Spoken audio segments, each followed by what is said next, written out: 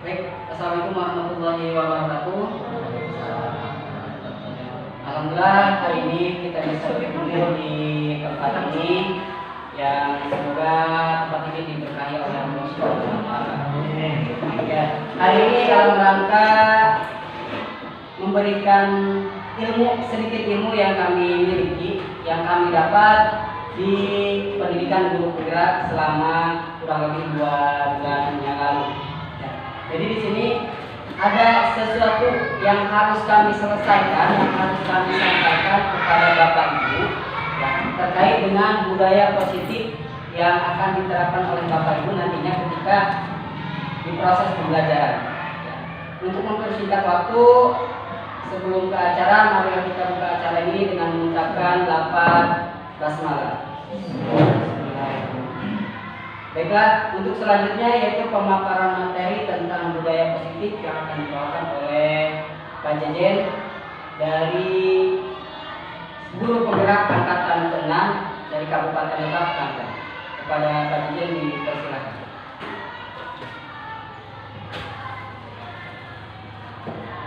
Bismillahirrahmanirrahim. Assalamualaikum warahmatullahi wabarakatuh. Bapak Ibu guru yang saya hormati dan saya banggakan, hari ini ketemu dengan suasana yang begitu mendukung cerah, karena semangat ibu-ibu dan bapak-bapak hari ini ya saya bisa ada di sini. Nampaknya bukan berarti saya lebih pintar, tapi saya akan mentransfer sedikit ilmu yang pernah kami geluti selama 2 bulan belakang dan sekarang masuk 4 bulannya. Nah, hari ini tentang budaya positif, eksplorasi konsep pengelolaan organisasi, disiplin positif dan nilai kebijakan universal. Perubahan paradigma, di mana perubahan paradigma ini ibu bapak mulai di sekolah di kelas akan ketemu dengan berbagai macam metode-metode pembelajaran, kemudian ada media dan sebagainya. Kemudian mendapatkan berbagai banyak karakter anak-anak yang sangat beragam, sehingga ketika kita masuk ke dalam ruangan ini, ke dalam kelas ini, situasinya akan berbeda, di mana ada berbagai macam karakter anak yang sifatnya tidak bisa kita terpa, seperti A, seperti B, seperti C dan lain sebagainya. Nah, ketika kita menerapkan paradigma ini, perubahan paradigma, tentunya ini merupakan tugas kita sebagai seorang pendidik atau seorang guru, di mana paradigma ini kebiasaan yang sudah dilakukan sebelumnya harus ada perubahan-perubahan baru di kedepannya. Di mana ini ada kegiatan kepalaan tangan, ini ada sebuah kasus, ada A dan B, Anda dan teman Anda. Misalkan nih, coba kita perhatikan dulu. Silakan kepalkan tangan dulu semua yang kepalkan. Nah, kepala sekeras kepalkan. Ketika keras ini, ketika temannya untuk misalkan satu teman menyuruh, pertama silakan buka ada buka misalnya. Semakin dikepalkan, apakah akan membuka atau tidak? Semakin dikepal, semakin disuruh. Semakin dikepal, suruh dibuka. Kira-kira anak mampu membuka atau tidak? Coba perhatikan. Buyun buka Buyun. Saya mau tahu ada apa? Nggak bisa. Nah, seperti ini. Nah, jadi kesimpulannya, tadi mencoba dengan sekuat tenaga dengan berbagai cara untuk meminta Anda memberikan benda tersebut. Bisa membujuk, mengancam, bisa dan lain sebagainya. Kemudian menghardik. Coba anak tolong buka. Padahal dia ingin menghafalnya. Nah, ada keinginan dalam hatinya untuk membuka. Tetapi saya tidak bisa karena disuruh untuk menghafal. Artinya, dapat kita simpulkan bahwa setiap anak itu mempunyai minat dan bakat atau keinginan yang tidak bisa paksakan, ya, tidak bisa kita paksakan, tetapi kita sebagai seorang pendidik hanya bisa mengarahkan saja, Kalau kita membujuk dengan rayuan yang bisa membuat anak membuka, berarti kita sudah berhasil. Artinya, ketika kita mengajarkan mentransfer ilmu kepada murid kita, ketika anak berhasil, itu dengan metode kita yang bisa diterima oleh anak tersebut. Seperti kepalan tangan, semakin anak menghafalkan, semakin kita memberikan instruksi untuk dibuka, semakin anak menghafalkan. Kenapa demikian? Karena belum ada kalimat yang bisa menyentuh perasaannya. Begitupun pembelajaran Bapak Ibu ya. Lanjut. Nah, perubahan paradigma teori kontrol atau teori pilihan. Ada ilusi kontrol. Ilusi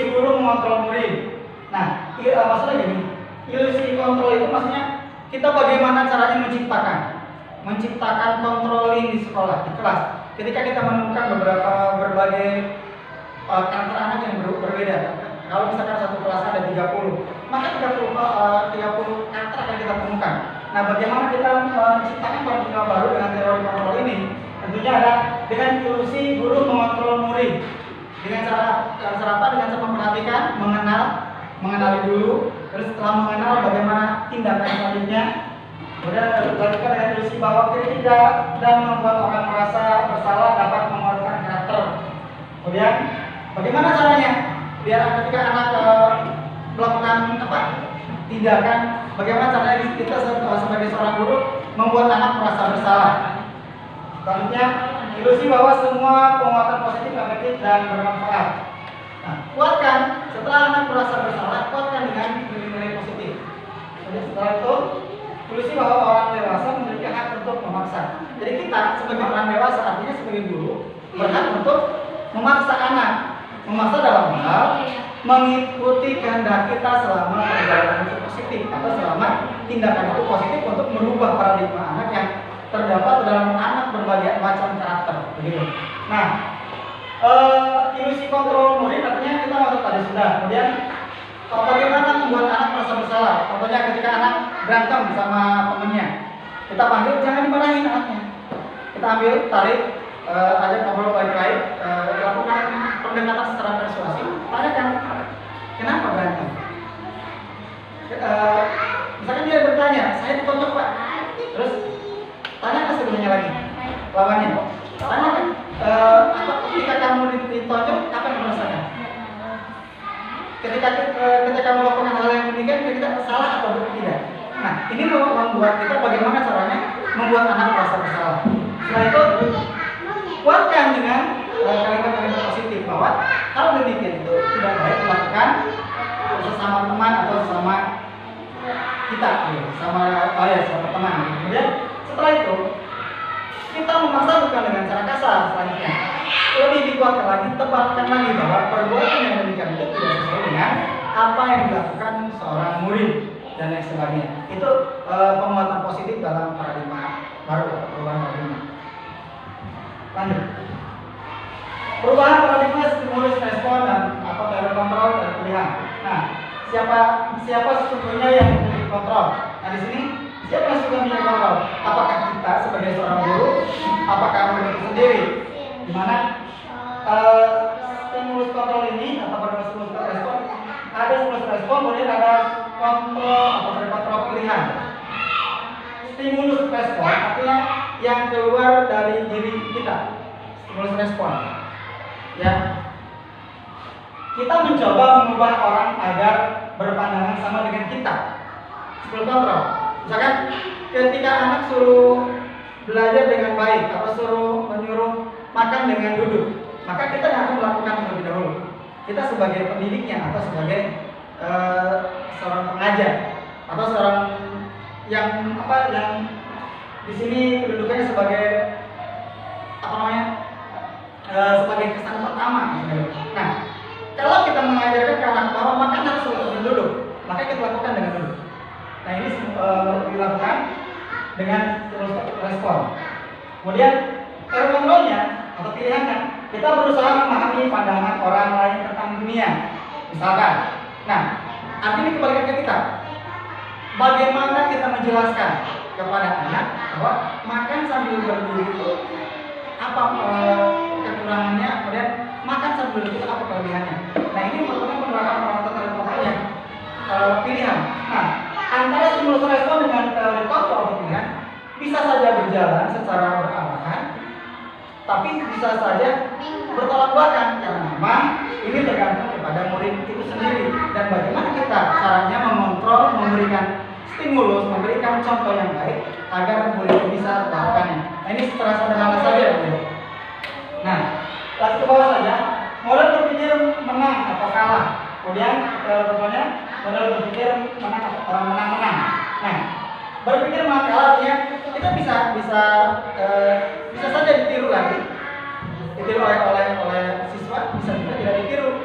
Nah, model berpikir menang artinya ketika anak ini melakukan apa yang dia suka, dia merasa menang. sudah berlatih seperti ini.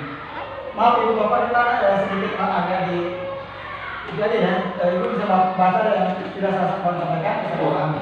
Nanti bisa ada di sesi pertanyaan. Lanjut. Nah, masuk ke materi disiplin positif. Dari sini Bu, yang perlu kita terapkan di sekolah dengan disiplin positif. Saya paham betul, saya tahu sekolah ibu bapak itu sudah menerapkan disiplin positif yang luar biasa, sehingga melahirkan anak-anak yang berbeda dengan kata-kata anak yang sebelumnya atau ada sekolah lain. Karena memang setiap orang juga melihat hal itu. Nah, terkontrol dan terpilihan menurut Dr. William Glasser, Anda tidak mengontrol orang lain, hanya Anda yang bisa mengontrol diri Anda sendiri. Kita tidak bisa mengontrol orang lain, tapi kita hanya bisa mengontrol diri kita sendiri. Artinya, kita tidak bisa memaksakan kehendak orang lain, tidak bisa mengubah orang lain, tanpa kita sadari bahwa diri kita pun harus berubah terlebih dahulu. Berarti kita menjadi sebagai media utama dalam hal ini. Kemudian, makna disiplin, belajar kontrol diri dengan menggali potensi kita agar tercapai tujuan mulia, yaitu sesuatu menjadi seorang yang kita inginkan berdasarkan nilai-nilai yang kita hargai. Jadi ketika kita menerapkan sifat disiplin, bisa ditransfer atau orang lain bisa mentransfernya, bisa mengikutinya, manakala kita juga sudah berbuat disiplin yang menurut kita lebih baik, bisa lebih baik. Nah, semua perilaku memiliki tujuan. Ada teori motivasi, kemudian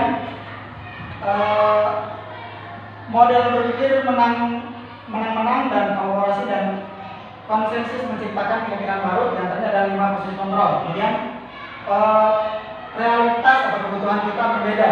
Kita berusaha memahami pandangan orang lain tentang dunia. Setiap orang memiliki gambaran berbeda. Nah, di antaranya ada 5 kebutuhan dasar manusia. 5 kebutuhan besar ya, berdasar. Salah penting. Nah, bagaimana semua perilaku memiliki tujuan? Ada motivasi diri atau saya dari motivasi adalah untuk menghindari hukuman. Nah, ketika kita menerapkan disiplin, anak melakukan apa yang disuruh, apa yang kita cantumkan di aturan itu, ketika anak melakukannya, satu antaranya untuk menghindari hukuman, supaya anak itu tidak mendapatkan hukuman dari apa yang disampaikan, apa yang ditetapkan oleh aturan itu. Kemudian untuk mendapatkan imbalan, imbalannya apa? Biasanya ketika anak berbuat lebih baik, disiplin yang dilakukan, maka akan mendapat imbalan. Imbalannya seperti nilai yang baik, ujian, kemudian apresiasi yang lebih baik lagi. Kemudian yang ketiga, untuk menghargai dirinya sendiri.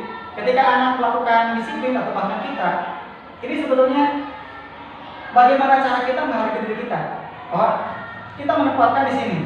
Saya menempatkan posisi di sini karena memang saya sebagai pengajar, bahwa memang saya sebagai pendidik. Berarti kita ini yang tujuannya menghargai atau untuk menghargai diri sendiri. Ketika kita seorang pendidik tidak, tujuannya untuk menghargai, bagaimana kedepannya untuk anak menghargai diri kita. Kemudian nilai-nilai kebajikan universal. Nah ini untuk menghargai diri sendiri akan melahirkan nilai-nilai budaya atau kebajikan universal. Jadi kebajikan yang menyeluruh, kebajikan yang dianggap setiap apa yang dilakukan oleh kita ini memiliki nilai-nilai yang positif di dalamnya. Kemudian model berpikir menang-menang dan kolaborasi berkonsensus menciptakan pilihan-pilihan baru. 5 posisi kontrol diantaranya penghukum pembuat rasa bersalah, penghukum pembuat rasa bersalah, teman atau pemantau, manajer. Nah, siapakah yang ada di posisi 5 kontrol ini? Nah, kita sebagai posisi kita sebagai kontrol, sebagai pendidik, sebagai koordinator. Ini posisi ini sebagai penghukum, kita sebagai penghukum. Kemudian pembuat rasa bersalah, bagaimana anak merasa menyadari dirinya bahwa ini salah.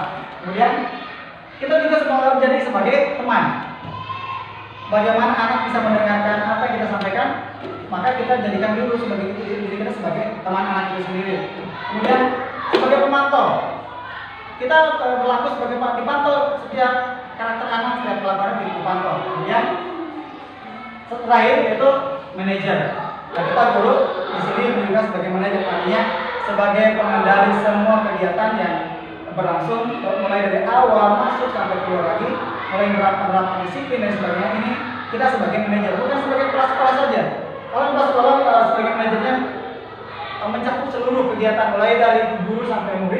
kalau guru pun sebagai manajer mengontrol kegiatan selama berada di dalam kelas.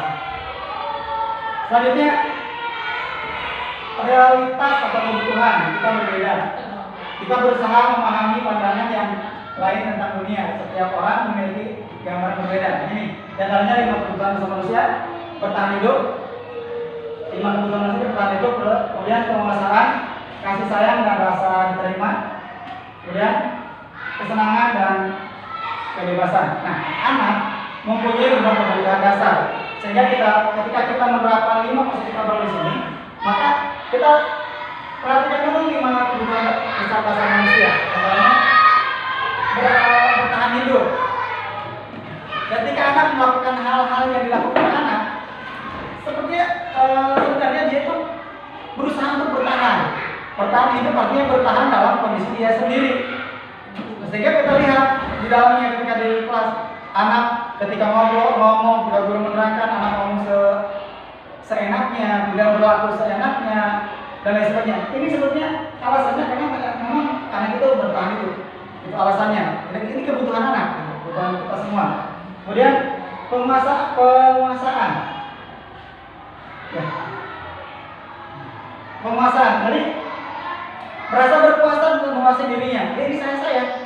Kamu seperti itu. Nah, kemudian kasih sayang dan rasa diterima. Nah, ketika anak melakukan hal-hal yang di luar nalar kita, sebetulnya mereka menginginkan kasih sayang. Mungkin saja di rumah tidak mendapatkan dari orang tuanya, ada yang broken home, ada yang ibu bapaknya ke sawah, ke ladang, kemana, sehingga anaknya kalau diperhatikan maka di sekolah akan berlaku seperti orang yang nakal dari sebagian hidup kita. Padahal padahal anak ini perlu kasih sayang dan ingin diterima sebetulnya dari mana itu sendiri. Kemudian kesenangan. Nah, kebutuhan anak itu selain yang 3 ke atas, merasa senang. Lingkungan ini mendukung tidak untuk kesenangan saya, untuk hidup saya dan sebagainya. Kemudian kebebasan. Anak sebenarnya ingin bebas. Tidak satu pun anak yang tidak merasa bebas. Tetapi bagaimana dengan kontrol 5 ini? Posisi 5 kontrol ini harus dilakukan seperti ini. Lanjut. Apakah makna disiplin? Tentunya ibu bapak sudah mengetahui dan sudah tahu, tinggal penerapannya saja. Berasal dari bahasa Latin disiplina, yang artinya belajar.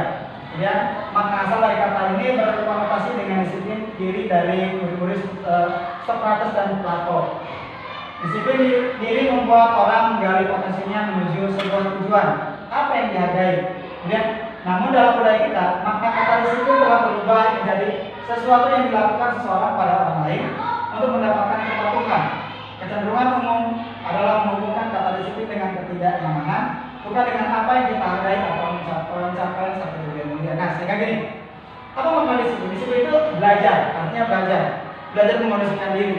Nah, bukan berarti ketika kita melakukan atau menerapkan hal disiplin membuat anak atau seseorang merasa tidak nyaman. Nah, bagaimana caranya? Akan kita menanti di akhir. Seperti apa?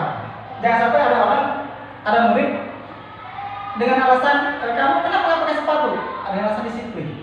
Kenapa kamu nggak pakai baju seragam? Ada alasan disiplin. Kamu kenapa datang terlambat? Ada alasan disiplin. Nah, ketika itu terjadi, semua alasan yang dilakukan, semua kesalahan yang dilakukan anak, alasannya semuanya disiplin. Nah, ini kurang begitu tepat kalau langkah-langkah sebelumnya tidak dilakukan oleh kita. Lanjut. Kalau memang misalkan anak tidak merasa nyaman dengan disiplin itu, kita hindari. Ya. Nah, bisa masuk ke dulu.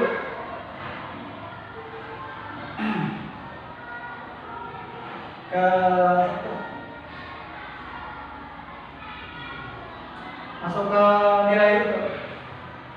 Kesepakatan kelas. Nah, itu. Ya.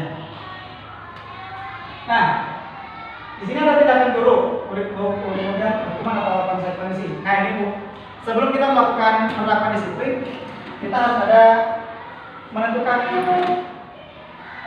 kesepakatan kelas atau nilai-nilai kelas, di mana nilai-nilai kebajikan ini, nilai kelas ini harus kita sepakati bersama murid.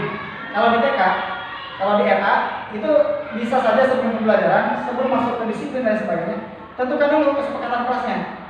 mau seperti apa, kemudian ketika melakukan hal-hal yang tidak sesuai dengan sekolah, apa konsekuensinya dan sebagainya. Contohnya misalkan mencatat 100 kali di dalam buku kalimat, saya tidak akan terlambat lagi karena terlambat ke sekolah. Nah, hukuman atau konsekuensinya seperti apa? Nah, ini tindakan gurunya.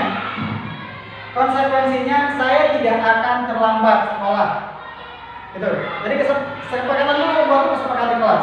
Saya tidak boleh datang terlambat, tidak boleh bicara ketika guru menerangkan, kemudian tidak boleh membawa buku yang bukan pelajarannya, kemudian tidak boleh mencoret-coret tembok dan lain sebagainya. Nah, ini kesepakatan kita sampaikan di sekolah, di kelas sebelum pembelajaran dimulai. Ketika ini sudah disampaikan, maka langsung kita ke konsekuensinya. Ketika anak melanggar ini, kita sepakati. Ketika misalkan kamu datang terlambat, kira-kira sepakatnya apa?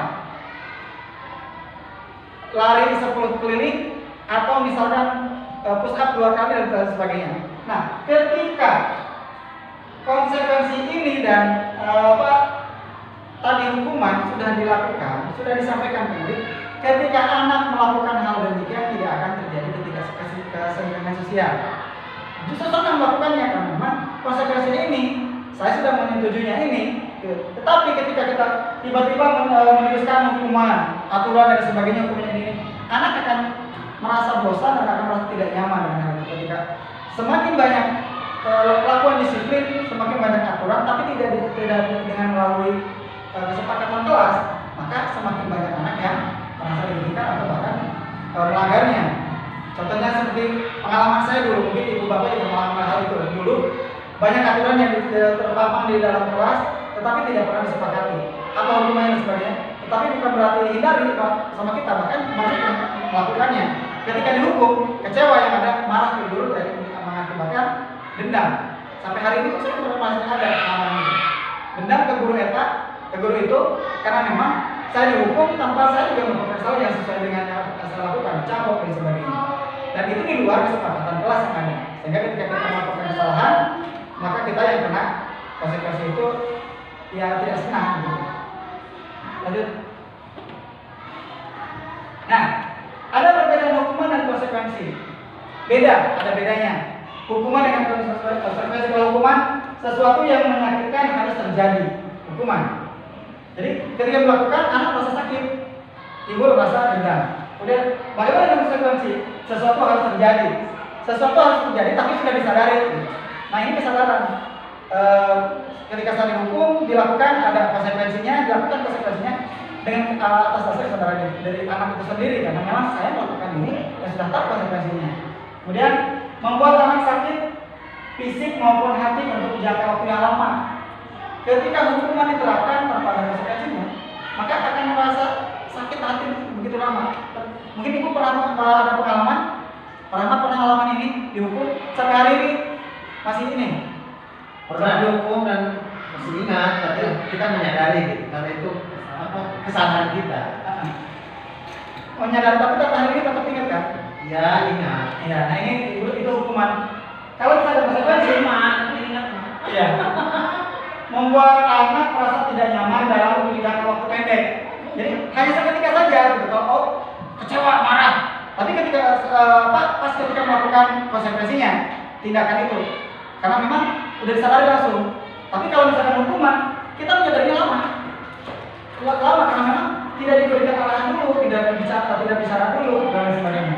Kemudian anak membenci kedisiplinan. Nah, ketika ini dilakukan hukuman terus tanpa ada kesepakatan, maka akan terjadi anak itu membenci disiplin, gak suka dan lain sebagainya. Kemudian kalau konsekuensi, anak menghargai disiplin, akan dihargainya. Kemudian hukuman berupa paksaan, tapi kalau konsekuensi stimulus tanggapan. Jadi, oh iya, ini stimulus tanggapan ini artinya, ini merupakan langkah awal saya untuk menuju kesuksesan dan sebagainya. Itu stimulus responnya. Kemudian mendorong anak menyakiti diri sendiri, marah-marah. Kenapa saya melakukan ini? Ketika sudah dihukum, ada dapat hukuman, marah sama dirinya sendiri. Ini banyak yang terjadi sehingga disebut dengan apa namanya kalau misalkan nih kecewa ya, Setelah kecewa itu apa? Ya, kecewa, marah. Karena kenapa saya dihukum? Sehingga ketika ini terjadi, bisa saja anak itu membuat tidak masuk sekolah, benci sama gurunya, benci ke sekolah, kemudian dendam. iya dendam kesemua itu Pak, seperti itu. Nah, tapi kalau dengan konsekuensi mendorong anak agar mudah menyesuaikan diri. Jadi kalau dihukum tuh serasa saya berbeda dengan teman-teman yang lain. Tapi kalau konsekuensi akan sedikit gitu ya, merasa mereka sedikit sebentar, kemudian dia akan menyesuaikan dengan lingkungan itu sendiri. Oh, berarti ini yang tidak boleh saya lakukan. Sedikit-sedikit dia akan merubahnya. Gitu. Kemudian konsep diri yang buruk kalau hukuman. Tapi kalau misalkan konsekuensi ini konsep diri yang baik, menyadarkan kesadaran, kemudian merelaksasi dirinya sendiri. Anak belajar untuk menyembunyikan kesalahan. Tuh.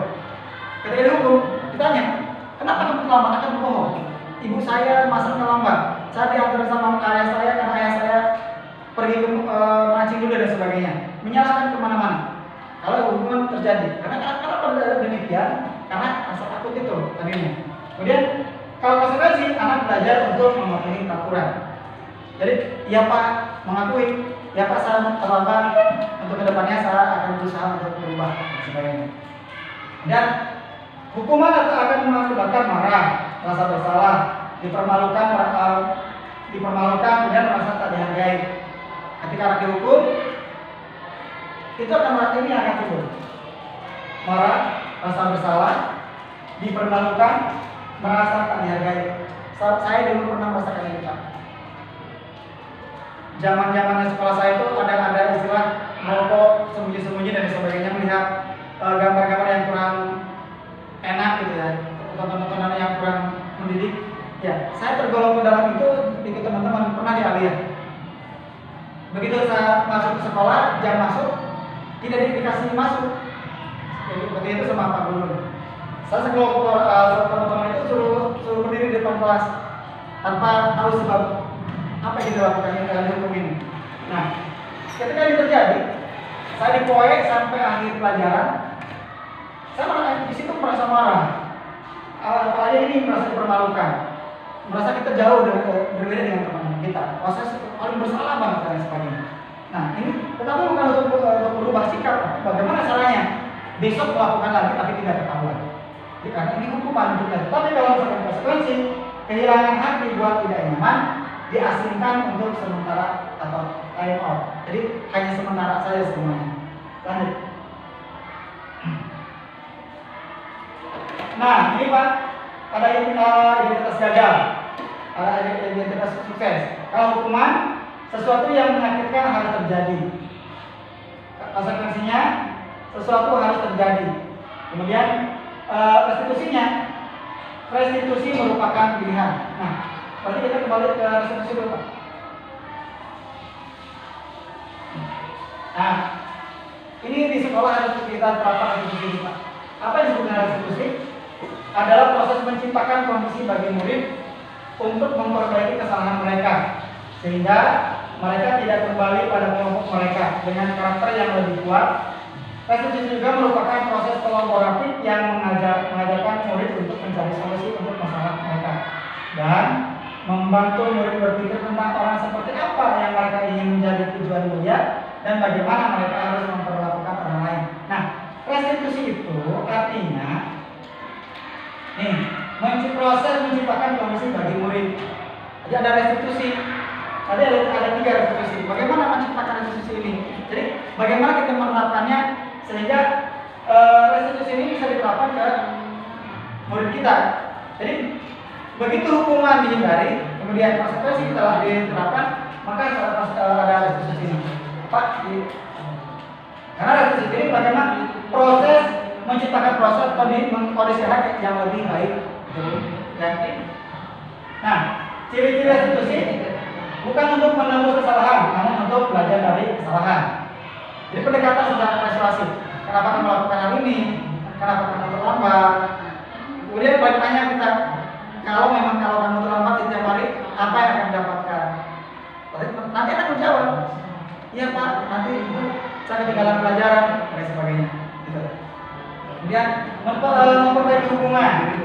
Bagaimana antara guru dengan murid itu lebih dekat. Jadi tidak ada istilah murid takut sama guru. Tapi ada bagaimana kita bisa dirindukan oleh seorang murid. Anak ketika di sekolah, di rumah, pengen cepet-cepet ke sekolah, pengen ketemu gurunya. Kemudian tawaran atau bukan paksaan. Ini tawaran bagaimana kalau perbuatan yang dilakukan, bagaimana kalau perbuatan yang buruk itu dilakukan. Nah, bukan paksaan. Kamu harus begini, kamu harus pagi datangnya, kamu harus di sini dan sebagainya. Nah, bukan seperti itu, tapi bagaimana tawaran, tapi bukan berupa paksaan. Terkadang kita pun sering melakukan hal itu. Saya sendiri. Assalamualaikum. Salam, silakan saudara. Pak, Lanjut ya. Apalagi ketika kita berhadapan dengan anak yang usia SMP ya atau MTS. Terkadang kita salah ya untuk ketika anak melakukan kesalahan, kita mau berbuat apa? Ditindak lebih tinggi lagi, ini anak pasti mental. Kemudian ditindak seperti memperlakukan anak MT atau anak SD, anak merasa dialek dan lain sebagainya. Tapi bagaimana dengan penerapan restitusi ini? Gitu. Jadi dengan tawaran atau bukan paksaan. Kemudian restitusi menuntun untuk melihat ke dalam diri. Jadi siapa diri kita dan sebagainya. Tentunya kita harus merespon di situ. Bagaimana caranya anak merasa bersalah? Bagaimana anak bisa menilai hal yang baik? Nah tentunya tugas kita seorang guru. Nah ini menerapkan restitusi. Bagaimana cara kita menuntun? Karena memang tugas kita adalah menuntun, bukan untuk memaksakan. Karena anak ini sudah sesuai dengan kodratnya, yaitu kodrat alam dan kodrat zaman. Ketika kita menuntut anak untuk mengikuti kodrat zamannya tanpa melihat kodrat alamnya, itu akan fatal. Karena memang setiap manusia itu diciptakan dengan kodratnya masing-masing.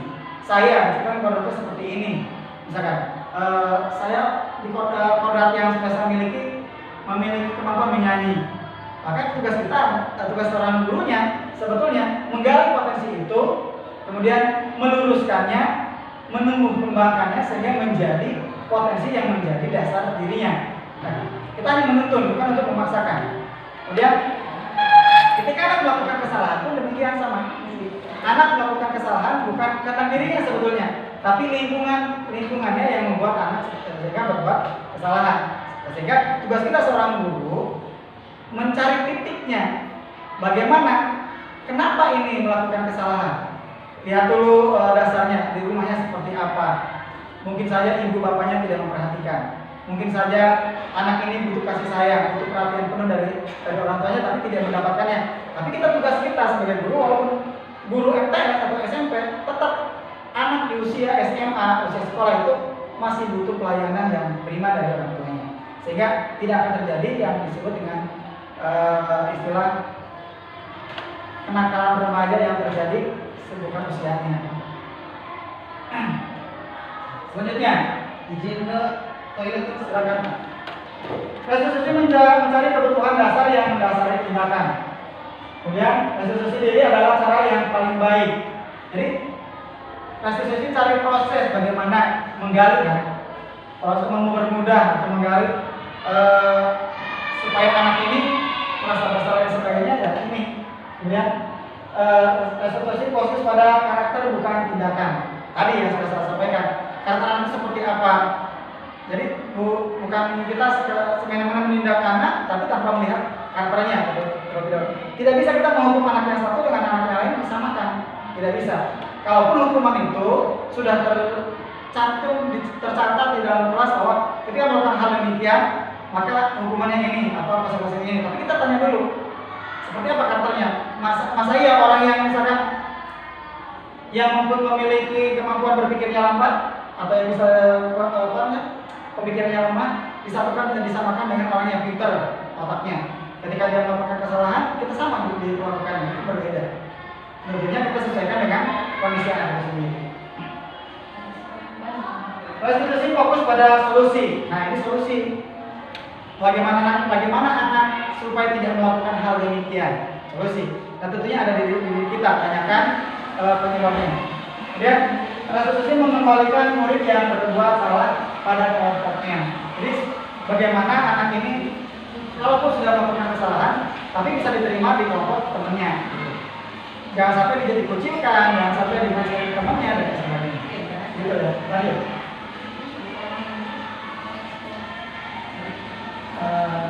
Nah ini keyakinan kelas juga kan. Lanjut. Mengapa tidak peraturan saja? Mengapa harus keyakinan kelas? Tuh, Bu. Perhatikan ya. Mengapa tidak peraturan saja? Mengapa harus keyakinan? Tadi kalau peraturan kita buat tanpa memperhatikan keyakinan kelas, apa keyakinan ini maksudnya persetujuan. Ketika melakukan aturan, mencantumkan aturan tanpa kesepakatan muridnya, itu akan mudah dilakukan, akan mudah kesalahan itu akan mudah dilakukan atau anak mengkhianati itu ya, melanggarnya, iya, melanggar. Nah, tetapi kalau misalnya sudah keyakinan kelas, kesepakatan bersama, anak akan mikir 2 kali. Nah, sama bukan ini udah kesepakatan kita loh, dan sebagainya, gitu. Jadi Ada sistem perjanjian. iya, ada sistem perjanjian. Nah, itu namanya keyakinan kelas, kesepakatan kelas. Nah, ini dilakukan di awal pembelajaran. Sebelum kita masuk pembelajaran, kita lakukan ini, gitu. Bagaimana guru yang misalkan dinas tadi? Bisa saja Bu, ini bisa dilakukan oleh wali kelas. Kemudian kalau di MTS kan ada wali kelas, ada binas tadi. Binas tadi bisa dilakukan selama pelajaran Bapak, selama pelajaran Ibu. Kita sepakati sama-sama tawarkan. Kalau anak tidak mengeluarkan pendapat, boleh kita tawarkan, tapi dengan syarat anak menyetujui-nya. Terkadang kita masuk ke kelas, murid nggak ada, kemudian ada yang ngobrol, ada yang tidur dan lain sebagainya, ada yang tidak bawa pelajaran itu. Nah ini bisa dilakukan, tidak ada kata terlambat, bisa dilakukan sekarang untuk menghindari anak berbuat kesalahan dengan cara menerapkan keyakinan kelas. Mengapa kita memiliki peraturan harus menggunakan helm bila mengendarai kendaraan roda 2? Coba ditanya. Ini contohnya. Mengapa kita memiliki peraturan harus menggunakan helm bila mengendarai kendaraan roda 2? Helm itu banyak manfaatnya. Ya. Terus? Sama menghindari kecelakaan ya. Jadi kalau kita sudah berikhtiar ya. Jadi kalau kita udah berikhtiar memakai helm, jadi tidak mudah terjadi musibah yang sangat fatal. Tidak bisa dikira-kira. Terus apa lagi? Kenapa kita harus pakai helm? Makanya pemerintah itu sangat tegas sekali di pengemudi itu harus memakai helm. Karena buat iya. ada undang-undang ya. Karena ada sebab akibat Bu ya berarti ya. Kemudian karena aturan Bu ya. Menurut itu karena aturan. Terus mengapa kita memiliki peraturan? 3M, menggunakan masker, mencuci tangan dan menjaga jarak 1-5 meter. Ini juga begitu. Pasti kita punya prediksi lain. Ya, sudut pandang yang berbeda. Ya. Kemudian, mengapa kita memiliki peraturan harus datang tepat waktu pada saat mengikuti pelatihan? Mungkin takut ketinggalan materi. Kemudian ada malu datang terlambat dan sebagainya. Banyak hal yang demikian. Tetapi untuk mendukung motivasi intrinsik, kembali ke nilai atau keyakinan lebih menggerakkan seseorang dibandingkan mengikuti serangkaian peraturan. Nah, ini peraturan. Mengapa tidak kenapa pakai helm? Tadi karena menghindari kecelakaan, kemudian bahaya yang fatal dan sebagainya. Nah, sebetulnya kenapa bukan keyakinannya ada? Yakin bahwa ini merupakan peraturan yang harus dilakukan oleh setiap orang. Gitu. Nah, kalau ini sudah menjadi keyakinan, maka aturan ini akan berlaku. Gitu. Kalau aturan saja yang kita terapkan, akan mudah dihindari sama kita, mudah dilanggar. Karena apa? Peraturan ini. Tapi kalau udah keyakinan seperti sholat, ibadah, kalau udah yakin dalam keadaan apapun kita melakukannya. Tapi kalau aturan, misalnya sholat, aturan harus dilakukan, pasti kita menghindarinya. Karena memang tidak ada yang melihat ini dan sebagainya. Gitu. Tapi kalau udah keyakinan apapun situasinya pasti kita lakukan. Berarti Bapak kembali sama diri sendiri gitu ya? Iya. Iya. Ada pertanyaan Bu? Yuk kita pecahkan masalah ya. Nah, Coba kita lihat di sini ada lingkaran, ada warna apa? Coklat. Hah? Merah ya? Merah. Kemudian kuning, hijau, ungu. Silakan. Merah ya? Coba menurut sudut pandang ibu-ibu, budaya positif ini digambarkan dengan 1, 2, 3 lingkaran, 4 lingkaran. Sini ada yang lebih luas, kemudian ada sedikit menyempit dan menyempit. Silakan ada yang bisa menggambar. Sehingga di sini ada budaya positif, lingkungan positif, keyakinan kelas, kemudian di sini peraturan kelas. Gimana? Apakah dengan warna atau Ini anggap lingkungan dulu. Ini lingkungan sekitar, di mana yang lebih dominan itu mana. Kemudian sampai menyudutkan ke peraturan kelas. Silakan untuk sudut pandang ibu seperti apa gambar ini. Setelah keluar bersimulasi seperti apa? Ayo menurut Tuti gimana? Dari gambar ini. Yang ungu aturan kelas ya Pak? Iya, menurut silakan. Berarti Iya. Menurut sudut pandang ibu seperti apa? yang ungu? yang ungu aturan kelas. Iya, maksudnya kita uraikan. Silakan diuraikan sama ibu. Gambar ini diuraikan sama ibu. Menurut ibu seperti apa? Sehingga peraturan masuk ada yang paling di lingkaran yang kecil. Iya, kayak gini Bu ya. Coba dicontohkan dulu. Nah.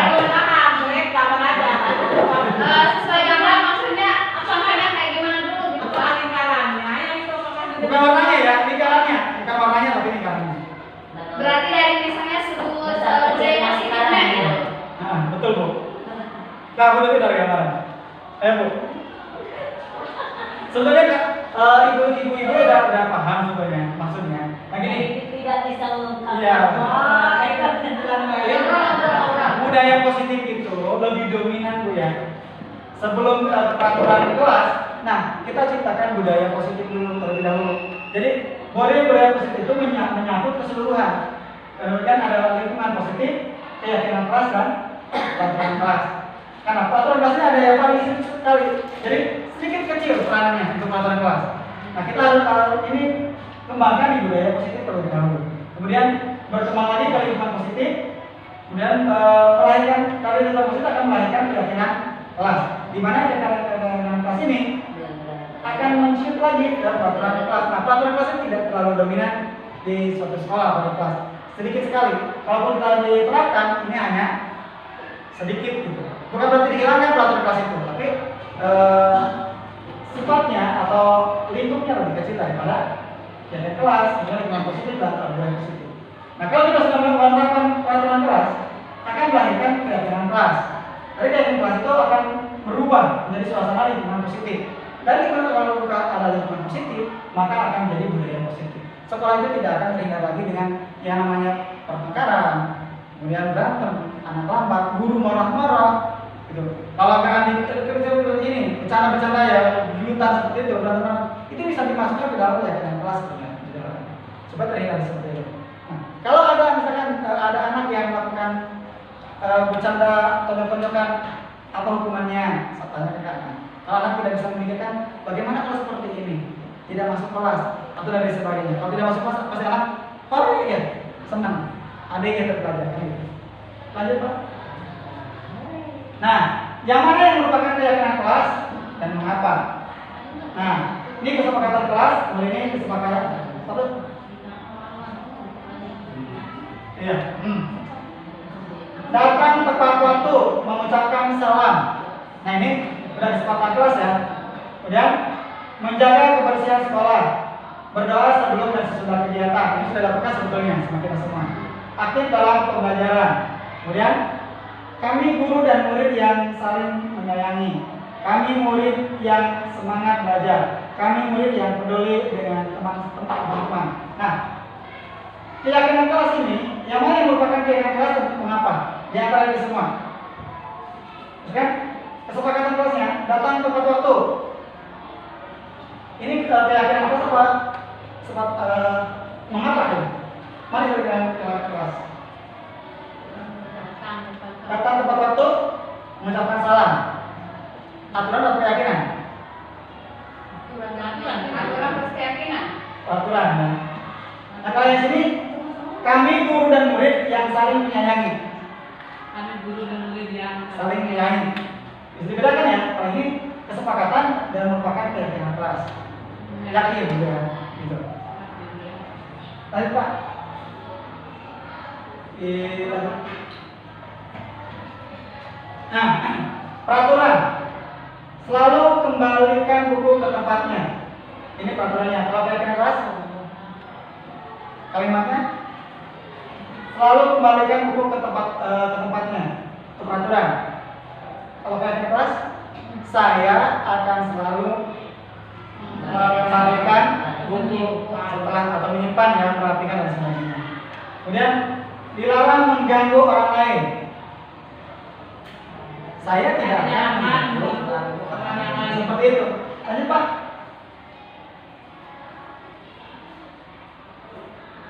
Masuk ke eksplorasi konsep. Pelajaran terakhir Pak ya. Tadi sudah pembelajarannya Mas, 5 posisi kontrol langsung. Ini 5 posisi kontrol. Tadi sebagai kita sebagai guru mempunyai 5 posisi kontrol. Dan ada 1 sebagai penghukum. Tadi sudah diterangkan. Kemudian membuat orang merasa bersalah. Bisa sebagai teman, bisa sebagai pemantau, juga sebagai manajer. Di mana identitas gagal dari luar, kemudian identitas berhasil atau sukses atau dari luar, identitas berhasil atau dari dalam. Misalnya guru berbuat, motivasinya menghukum, menghardik, menunjuk yang menyakiti dan menyindir, itu menghukum. Jadi dengan suasana atau kata-kata yang menyakitkan, yang keras. Kemudian guru berkata, ini berbuat ya, berkata, kalau kamu tidak melakukannya, awas ya, rasakan, ada ancaman, ya, itu nggak boleh. Kemudian hasilnya memberontak, menyalahkan orang lain, berbohong. Nah, ketika hukuman dilakukan maka akan terjadi seperti ini. Tapi ini terkadang tidak bisa kita hindari sebagai seorang guru, ya, karena kita sebagai guru itu sebenarnya fungsinya sebagai penghukum juga. Tetapi bisa mengemas mungkin sedemikian bagusnya bagaimana hukuman ini bisa lakukan tapi tidak menyakiti, yang tidak terlalu ini. Nah, kalau bisa, kalaupun ini sebagai penghukum hindari untuk dilakukan, maka masih banyak pilihan lain untuk dijadikan sebagai pedoman kita sebagai makmum. Kemudian membuat orang bersalah. Guru berbuat bercelana dan mengatakan seharusnya ibu bicara. Seharusnya Pak kamu begini. Seharusnya kamu duduknya yang rapi. Ibu kecewa loh. Nah, dengan kata seperti itu misalkan anak kan jalan-jalan belajar. Nah, katakan seharusnya duduknya rapi. Ibu kecewa loh. Ibu gak bisa, anak ibu gak bisa duduk rapi ya. Nah, dengan seperti itu anak merasa, oh iya, bisa salah. Dan sebagainya. Itu bisa terapkan kepada anak besar. Ya, anak TK juga bisa seperti itu. Ya, semua anak bisa lakukan. harus mengatakan. Ya, kemudian membuat alasan-alasan untuk muridnya. Nah, teman, jadikan teman membuat alasan-alasan untuk muridnya. Ibu sayang lah, dan lain sebagainya. Artinya berkata lebih persuasif, ya, lebih pendekatan. Kemudian menghitung dan mengukur, lanjut, ya, mengajukan pertanyaan-pertanyaan. Ini manajer. Kalau memantau, memecahkan masalah. Ketika anak ada kesulitan, kita pecahkan sama-sama. Kemudian sebagai manajer mengajukan pertanyaan-pertanyaan. Jadi bagaimana kalau menurut kamu itu ini betul nggak sih? Boleh nggak sih dari sebagainya begitu? Nanti anak menjawab. Lanjut.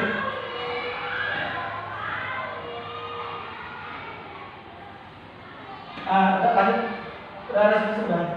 Nah ini Bu, ada segitiga restitusi tadi yang harus dilakukan bersama kita ada 3. Di antaranya validasi kebutuhan, menstabilkan identitas, kemudian menanyakan keyakinan. Ini dulu ya. Ke sini. Iya. Kita validasi dulu. Kamu tentu punya alasan mengapa melakukan itu. Ketika anak melakukan kesalahan, kita panggil. Misalkan anak datang terlambat atau anak memukul dan sebagainya, kita panggil. Kita validasi dulu. Kita cross check dulu. Kenapa kamu alasan kamu kenapa melakukan hal ini? Ya. Adakah cara yang lebih efektif untuk mendapatkan apa yang kamu butuhkan? Bisa kamu lakukan? Kenapa kamu terlambat? Bisa nggak diusahakan untuk tidak terlambat? identitas. Setiap orang pasti pernah melakukan kesalahan, dan kamu bukan satu-satunya yang pernah melakukannya. Nah, bukan kamu aja sebetulnya yang melakukan hal ini, bukan kamu saja. Banyak orang yang melakukan hal ini. Tapi distabilkan ya, distabilkan identitas. Kemudian menanyakan keyakinannya. Nilai apa yang telah disepakati kemudian? Kamu tahu nggak? Tanyakan ketika kamu melakukan ini apa konsekuensinya?